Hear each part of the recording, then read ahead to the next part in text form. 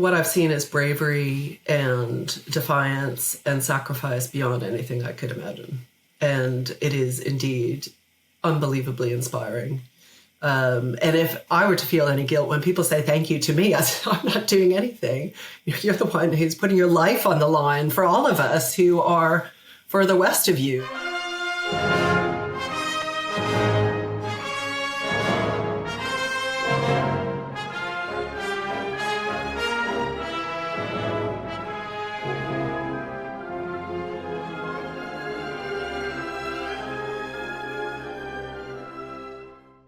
Hello and welcome.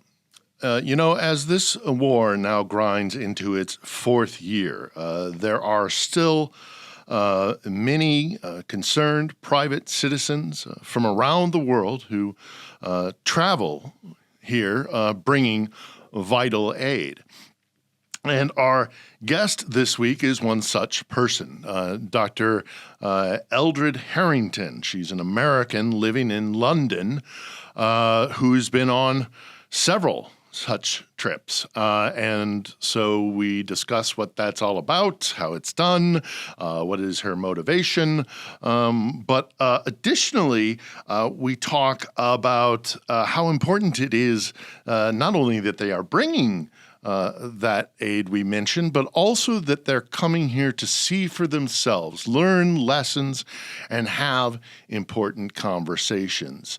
Not only so that Ukrainians know that there are folks from abroad who still care deeply about this place and these people, but it's also so important that trips like this happen because then, when Dr. Harrington goes back to London or the States, and of course many people just like her, they will be able to carry with them on the other side that experience and relay it to others so that people know just what's happening here.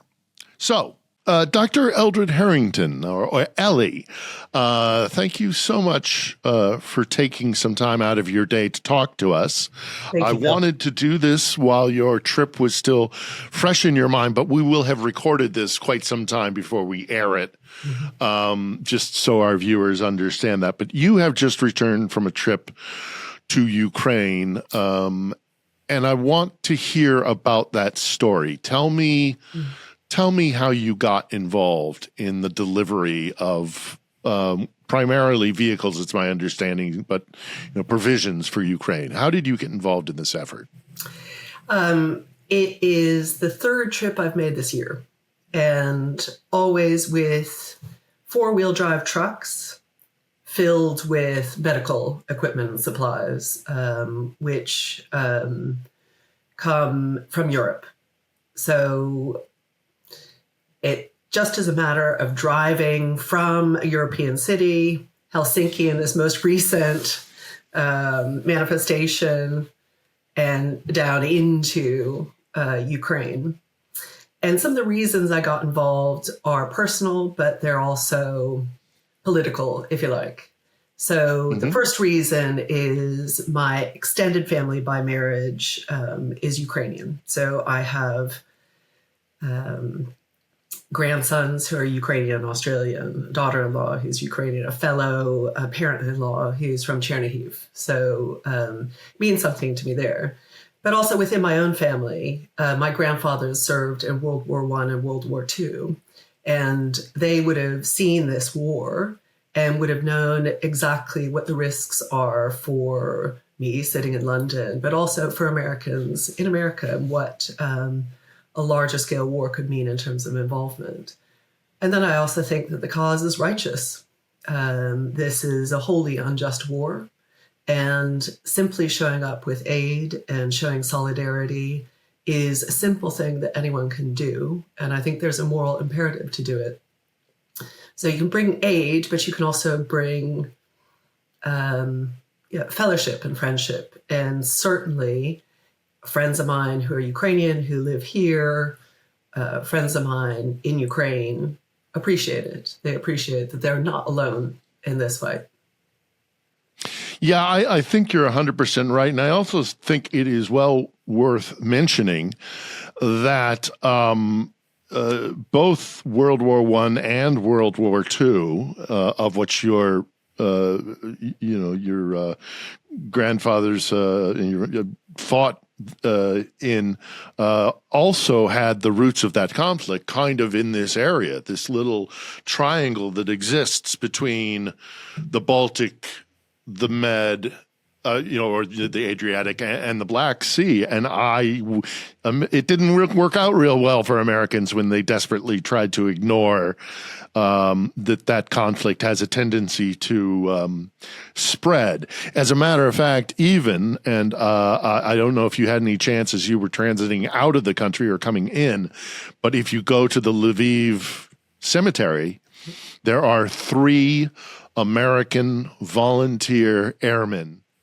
These graves behind me here are of 3 Americans who came to this land all those years ago because they saw the threat of an expansionist Russia and Vladimir Lenin's Bolshevik Revolution, and they decided to come here and pay the ultimate price to make sure that it was stopped.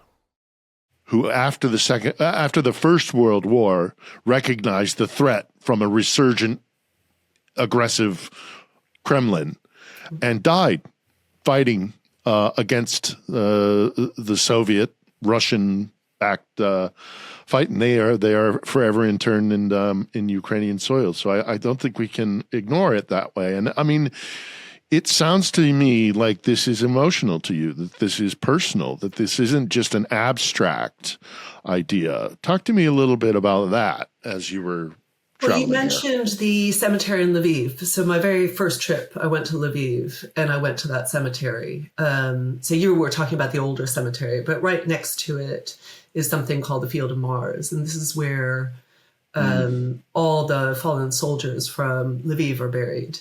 But sadly, in another example of the cost of this current conflict, because they bury their war dead in an honored space, and that space within the cemetery itself is now full, they have begun to bury the war dead in this current conflict here in this field, where there's an honored space that can be made for them. And I think there are thousands there. And there are also some American flags there. There are flags from many countries there, as well as the Ukrainian flags. And I broke down crying after that. I think, the minute I saw it, it absolutely drives home what people are doing and what the consequences are of this. And so I am compelled, actually, to ensure that we don't make the same mistakes in history. I'm not saying that my one voice can do that, but if I can tell that story as often as possible. And the sad thing about the Field of Mars is when the full-scale invasion happened, it was started because they'd run out of room in the main part of the cemetery, and it was just a little corner of the Field of Mars. And now all these months and years later, it is just grown in magnitude to, and you're right, it does show the suffering that is happening here. But also the bravery and the sacrifice. I mean, oh yeah. The other thing that was notable to me about it is it has grown every time that I've been there. And yes, it's the Field of the Dead, but it is also absolutely filled with the living as well. When you go down the rows and when you go along the columns, you see the friends and the family and the fellow soldiers who come every day. They stream through the gates. So this is, if you wanted to see the war in one vignette, I think that's the kind of place that you can go to. We were also earlier talking about Maidan. That's another place you can go to in Kyiv. It's slightly different form of memorial, but nonetheless deeply affecting and involving Ukrainians and more. Mm-hmm. Mm-hmm. And as you come in to Ukraine on these missions, How are you received? What are your interactions with Ukrainians as you? I mean, you don't have to do this. You don't. Nobody is forcing you to come to a place where Russians are constantly attacking. What is the response that you have received? The reception you have received? I mean, thanks, gratitude, and friendship. I think that's the other thing. So another reason I come back is because I've made friends with soldiers who served, also people in the towns where I've gone to, and have started to form some very strong friendships. And knowing those personal stories, again, is galvanizing for me. And these friends say that it's important for them as well.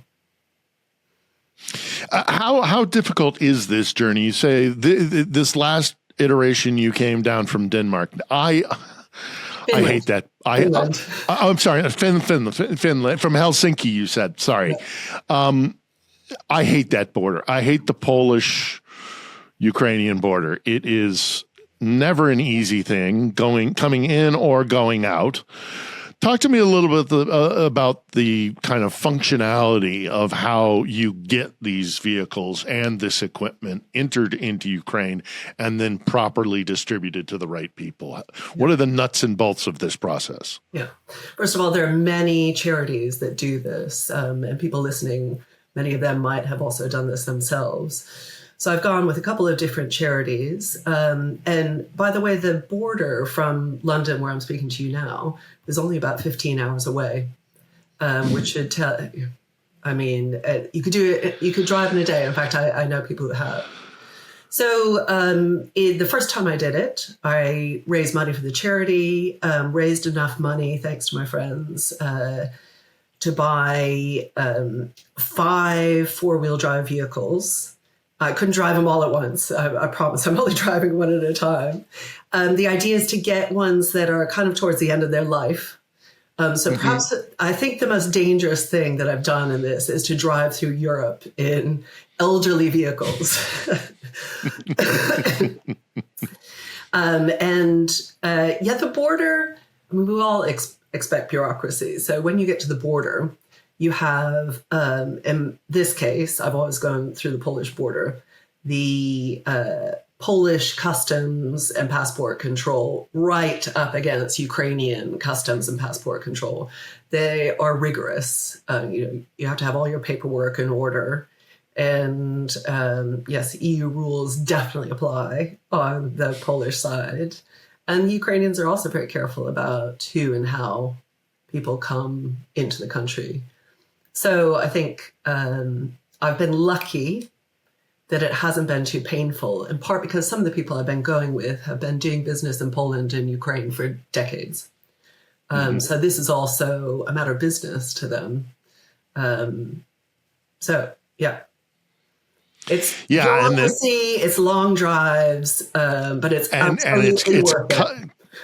And it's customs officials sitting there making sure that every T is crossed, every I is dotted, and you're right, they are meticulous about it for a variety of these different reasons. You know, there is corruption, there is, there's malintent, ill intent. There's all sorts of reasons why they do it, but it's still, it just takes hours, and especially coming in. So then I'm presuming that you go to the next major city in the west of Ukraine, and primarily I'm betting that's going to be Lviv. Yeah, Lviv. Is that so?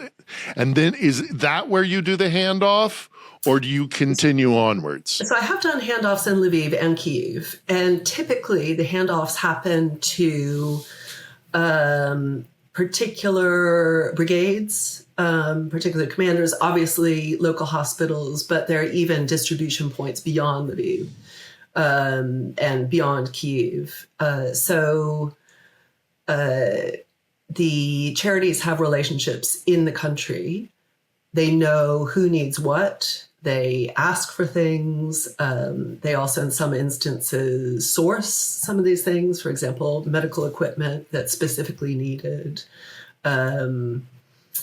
And there are handovers directly to hospitals, directly to some of the soldiers who are involved, which again, I think is quite moving. I also have been, even with, I wasn't riding them, but motorcycles have been handed over for the local police because everything is needed. Anything you can bring in will find a home. But finding the relationships that can articulate and pass on the news of what the need is helpful. What's the reasoning behind kind of picking vehicles that are at the kind of tail end of their workability? Yeah. Though I've been really impressed by some of the 300,000 mile vehicles that I've been driving. Well, and also I am constantly impressed with the mechanics, the Ukrainian mechanics, who take control of these things. But I'll let you speak a little bit more on that. Well, I haven't seen this in action, but and let's just say an SUV, so a four-wheel drive vehicle. Those can go to the front and be used for evacuations, for deliveries, but probably evacuations. So they have a very short shelf life, maybe a couple of days, maybe a few months if they're lucky. And so the idea is not longevity, it's about immediate usefulness. I have been told that the Ukrainian Army military services estimate that each vehicle saves 10 lives, but I don't know how they calculate that. And I think also the nature of the war has changed, particularly in the past year. So drone attacks are, drone warfare is now dominant. So the uses for the vehicles I've also seen change a little bit. They can be used for jammers and things like that. So a broad variety of uses. And one thing is certain, Ukrainians have been incredibly innovative and resourceful with anything that you bring in. Yeah, I know particularly, I know they exist all around the country, but I at the very, very beginning of the full-scale invasion went to one of these places where they were anything they could get their hands on, any kind of armored vehicle, SUVs, anything that could get equipment and men to where they needed to be. These guys were working on them night and day. And you're right. It's very, very impressive. So you get to Lviv. Sometimes you come into the country. You come to the capital. Again, you're being obviously received well. What, and we've talked a little bit about this already, but I want to go a little bit further into it. What's that moment like when you have driven from Helsinki? You have come from London, you turn the key in the ignition for the last time, you take the key out, and you hand it to a member of the Ukrainian armed forces who may have just had you save their life, or the life of a colleague or a comrade, or just a fellow citizen. Mm-hmm. What is the emotion for you when that key transfers from your hand to the soldier's hands? The first thing I think is I very much want to see that person again. I want them to survive. Yeah. And it does become personal. So I've been fortunate to be able to see people with each trip, but colleagues of mine have come back after trips, and the people whom they had befriended have been killed at war. So one of the happier handovers I did was to a friend of mine who lost his leg early on in the war as a soldier. And so the car was adapted in a way for his prosthetic. And there, I know I will see him soon, but he also is determined to go back into the Army, and will go back into the Army as a drone pilot, not as an infantryman. So, what can we as Westerners, what can we as Americans or Brits who, fought our own kind of wars to progress our countries. Obviously, Americans, a colonial war. What can we learn from the Ukrainians and the way that they are holding up under such intense pressure? I think national pride is something that I think has been waning over my lifetime. And there's no doubt that many of the soldiers, for example, are fighting for each other, not just for their country. But you see people absolutely united in their pride for their country and in their determination to win this war. I think that pride is something we can all remember if we've forgotten it, or, renew. The commitment to democracy, which has also been seen in the protests against the attacks on anti-corruption people. You can see democracy in action. So protests that actually led to peaceful reaffirmation protests of why this war is taking place in the first place, I think. And then in military terms, I don't think I've seen a military in the world that is prepared for a drone war. And those lessons need to be learned very, very rapidly. We've seen already with the Russian incursions of drones into European airspace that Europe does not have drone interceptors that are of, shall we say, the appropriate scale, both in terms of money and size.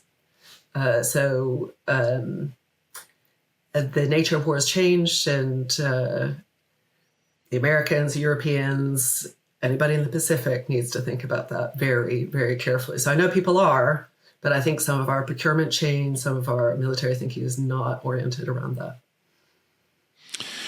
Well, I mean, and already there is so much talk of Ukrainians actually exporting their ability, their knowledge, and now even tech. So we'll see how that goes. Let me, as somebody, as before we started rolling the cameras here, you and I discussed how we are both Londoners. I proudly became a British citizen after living in London for about 25 years, off and on, while I was traveling as a war correspondent for different networks. But also, obviously, we share an American heritage as well. I want to ask you, because you're there in London, do you still think the Brits understand how important this war is? Does British support for Ukraine still stand strong? Because it has in the past, but I haven't been home or I haven't been back to London in a long time. So let me ask you. Yes, I think there is strong support, but I think how that manifests itself is not always clear. So, at a government level, are we doing enough in terms of monetary and other support? And diplomatic terms, are we doing enough? But I think the people absolutely understand. There have been very generous neighbors of mine just here have taken in Ukrainians. And there's certainly, I think, a sense of solidarity with a nation that is, in some senses, being bombed all the time. So particularly in London, you've got a bit of the understanding of the Blitz. So yes, there are pockets of the country where people think, well, this doesn't concern us, this is far away. The Ukrainians should just give in. This is too expensive in terms of personnel and money. And so I'm not saying everybody is maybe aligned with what the Ukrainians themselves think, but there certainly is a memory that, as you know, is still etched in the streets of London about, Yeah, well, once in a while, every couple of years, occasionally, the Brits are still closing down streets, especially in the East End, where you live now and where I used to live. And I literally had this happen to me where they had to shut down my street because in some construction site or another, they had found a gift from the Luftwaffe. So, it is interesting. Keep calm and carry on. Keep calm and be Ukrainian. I do see a similar. Let's talk about that for a minute, because I do see that, and I think it goes both ways. Because I do see Ukrainians bucking up under the strain of Russian attacks. And I wonder if you agree with me and would like to kind of touch upon this topic a little bit of every bomb that Moscow drops on this country is counterproductive, in my opinion. Hitting a pediatric cancer ward, orphanages, taking out entire apartment blocks, and a husband who has to bury all of his daughters and his wife. That doesn't weaken Ukraine. That makes Ukrainians very angry. And it strengthens their resolve. It is not what the Kremlin wants to have happen. The Kremlin wants to break the morale in the back of the Ukrainian people. And they're certainly under a lot of strain. But I wonder if you would like to talk about what your impressions are of this kind of attitude. So Hitler tried to do the same thing with the Blitz. He tried to break the London spirit, and it had absolutely the opposite effect. I think when you go to Ukraine and you experience some of the alerts for drone attacks, missile attacks, and how relentless they are, how they often happen at night, you can understand how wearing this can be, but also how it becomes part of daily life. And I'm certainly aware that people have day jobs, if you like, but also at night, for example, as a judge, and then at night will go to shoot down missiles. So, absolutely have determination and people, surviving difficult things. But it should not be underestimated how much they're undergoing. And we were talking about World War II. I just wanted to say one thing about the battlefields. I've not been to the front, but I did see the film that I recommend to everyone called 2,000 Meters to Andriivka, which is done by a Ukrainian director. And a lot of those conditions look like the conditions of World War I. It's what I imagine one of my grandfathers saw. So you have very high-tech warfare, but also some very, very difficult battlefield conditions. You live in Kyiv. It's a very odd thing to be walking in the streets with normal life going on, but knowing that the people who are walking by you are suffering every day and have thousands of stories of suffering with them, and yet are carrying on with life. Yeah. Well, and also there's an attitude, and again, if you'd like to talk to this, of holding on to some semblance of normality is in its own way a form of resistance. Yeah. I have heard the complaints of people saying, well, what is this war that we're spending so much money on when these people are sitting in street side cafes sipping cappuccinos? What they don't understand is that is a fight. That's a battle. That's a Ukrainian who says, I am not going to let Russia take away my life. But the strain and the exhaustion is always just beneath the surface. I wonder if you've had experiences with Ukrainians who say to you, as I have had them say to me, we will continue to fight. We will, some do say, I've got to get out for the betterment of my family or whatever.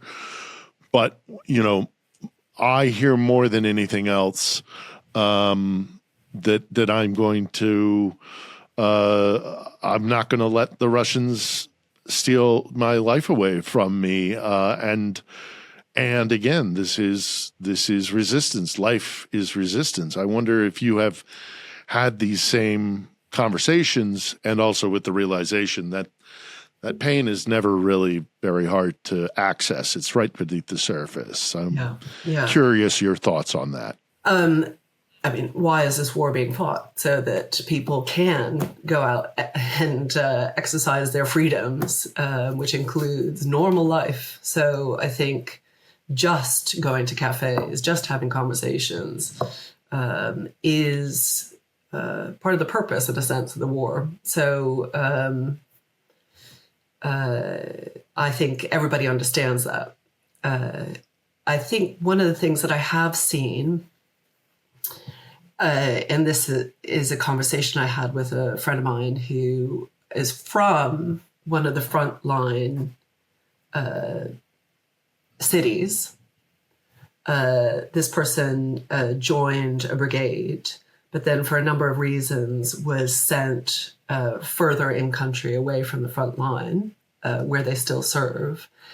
And they've talked about their guilt about this and feeling a sense that,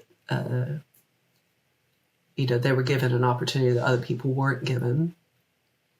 And also, the word cowardice was used. And I think the expectations about sacrifice are so high sometimes that, I don't want to deny that feeling, but so there's nothing to feel guilty about. There's nothing to feel that you're a coward about. But I think it's still something that haunts people. In World War I, women in particular used to go through the streets of London handing out white feathers to young men of serving age. And that, fortunately, you do not see.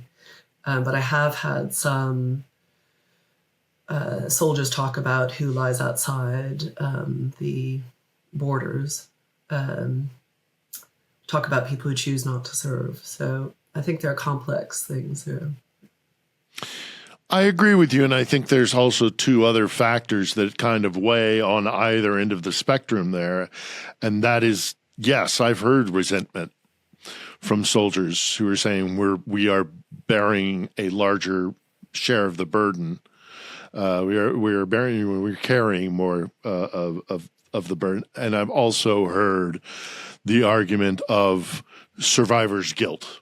Yes. And that there are those in Ukraine who, for one reason or another, are not able to go to the front, and they feel gutted about it. And so it's, as you say, it's not as easy as just, you're making the right decision, he's making the wrong decision. I mean, the complexities here are something that I, on this show, am constantly trying to express to an audience. So if you would be willing to maybe dig a little bit deeper into that, maybe talk about some of the conversations you've had or lessons you learned, or have you seen either this kind of resentment or this survivor's guilt as, have you had personal interaction with these? I've seen the survivor's guilt, or I've heard about it from people who have served and survived, who continue to serve. I think particularly in the early days of the war, when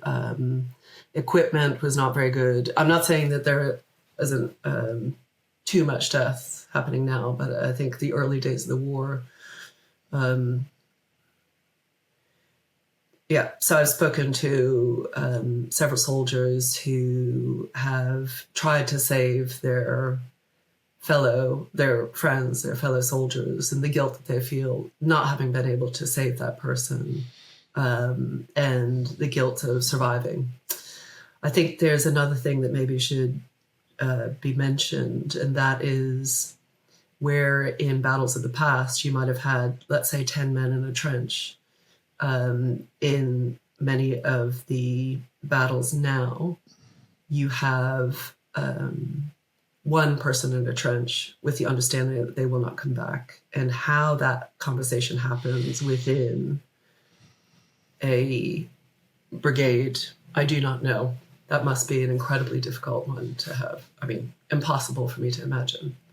So the survivor's guilt I see is very much with the soldiers, who are also, I think the trauma is complex because in some ways, from what I understand, when you come back to so-called normal life, it looks very different.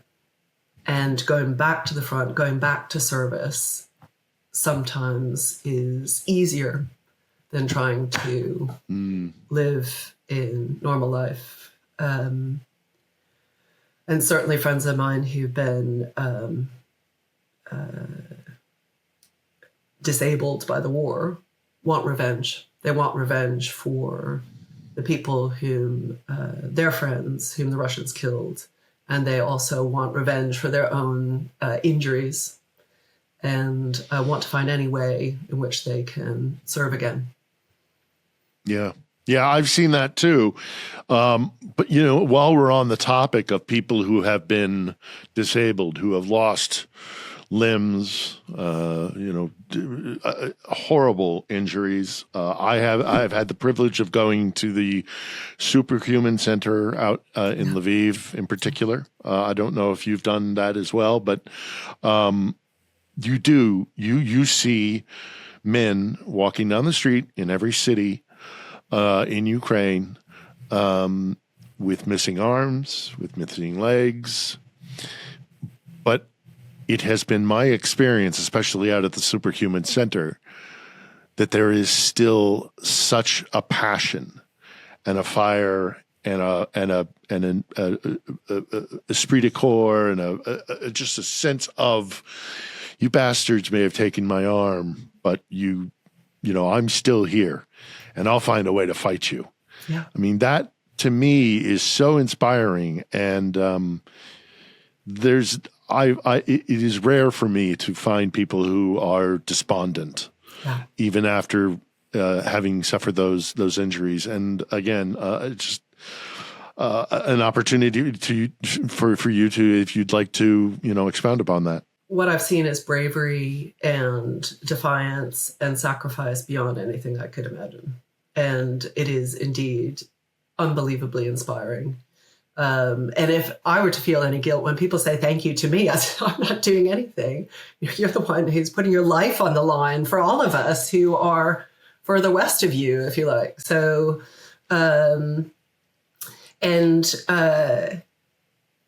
just a note, it's men and women who have been affected in this. There was, I don't know if you saw it, I only read about it in the papers, a fashion show recently in Kyiv where they specifically thought about how to dress people who have prosthetics.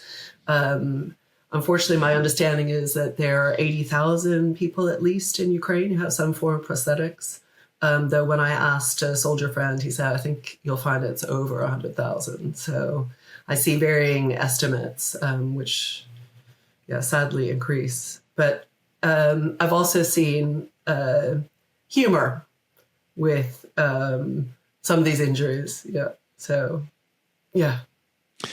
Yeah, the spirit is incredible. And as a fellow Anglo-American, I have this show. This is how I'm doing it. But your efforts obviously are fundamentally effectual on the ground.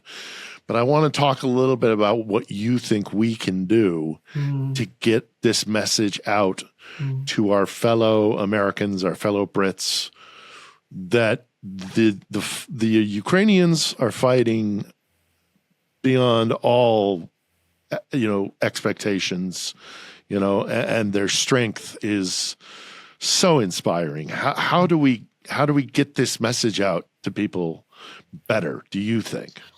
I'm not going to give a persuasive answer, but I think this is where political engagement in all countries would be useful, where telling stories is critical. I mean, one of the reasons I do go is to witness firsthand, to be able to tell stories.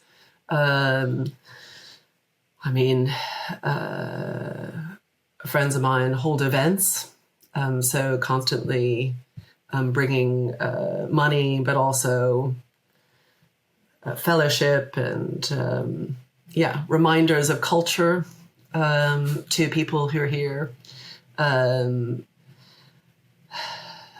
keep on thinking also about what really does need to be done. And I think Ukraine needs a lot of money, actually. So they've got the capacity, they've got the people, they've got the will. But one of the things I certainly advocate for behind the scenes is for very large funding. Something has been proposed recently within the European Union about a zero coupon bond. That seems to me to be an excellent plan. So anything like that can be used to support a people who are really propping up all of us in some way. It's critical.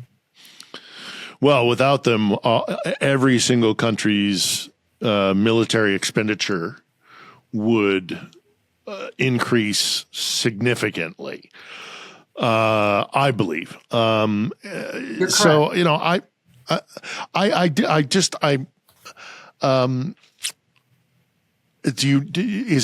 we need to talk to our elected officials? Do we need to go to, stand outside number 10 or stand outside Parliament or, on the Parliament Green?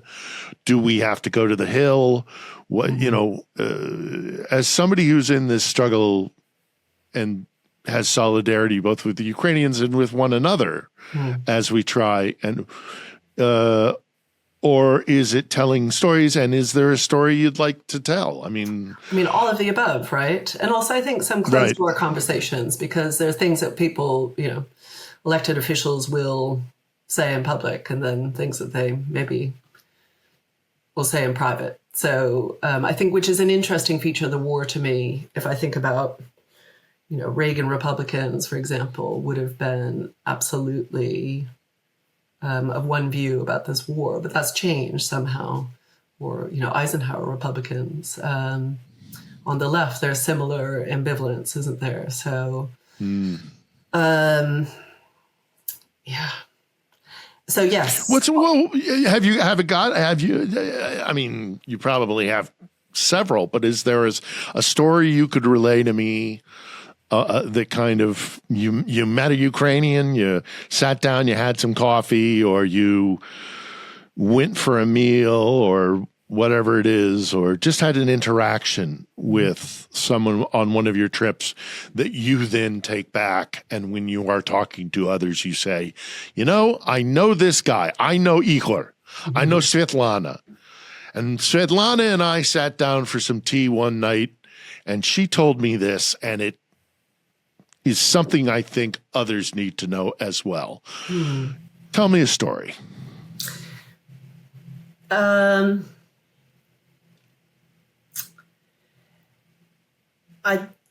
think I have too many stories in a sense. And I hate to put you on the spot. I know. But these are the things that I think are going to be most effective, is to humanize the Ukrainians. Yeah.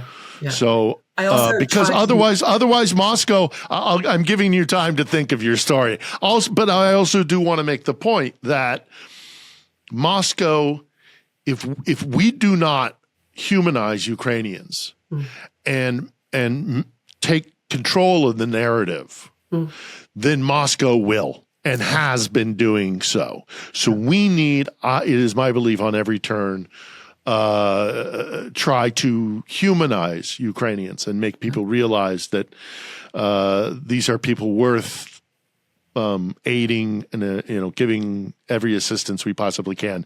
Have I given you enough time to find your story? My ambivalence, Phil, is that first of all, people tell me things in confidence, and also I don't want to. There is an issue of security because you don't want to give away.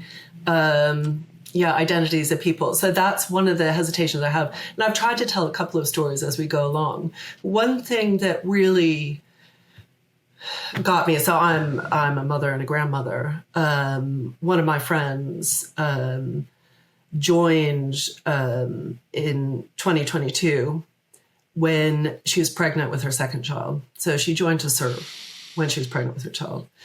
And that is a kind of dedication and sacrifice that I have the highest admiration for, and also makes me, as a mother, as a friend, feel so protective. And I wish that no person had ever had to go through that. No one.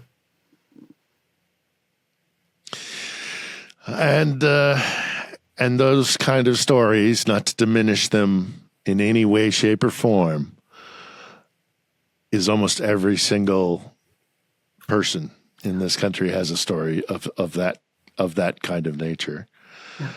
Well, Ellie, I hope that people will find our conversation interesting. I hope that we have had a form of discourse that will, again, humanize these people, because that's our intent on the show. That's why I reached out to you to talk to you. And I know that there are lots and lots of people who appreciate all the trips that you're making. So, thank you for that. They should join me. They should do whatever they can and come. And how would one do that? How would one do that? How does one get on one of these before we sign off? How does one get involved in one of these convoys? Yes, I mean, I think you can look for them. So the ones that I went with are called Zero Line and Pickups for Peace, but there are many, many others. I myself get involved with an organization called Cars for Ukraine. So, there are lots out there. I don't think it's going to be too hard to vet them. Most are on the up and up.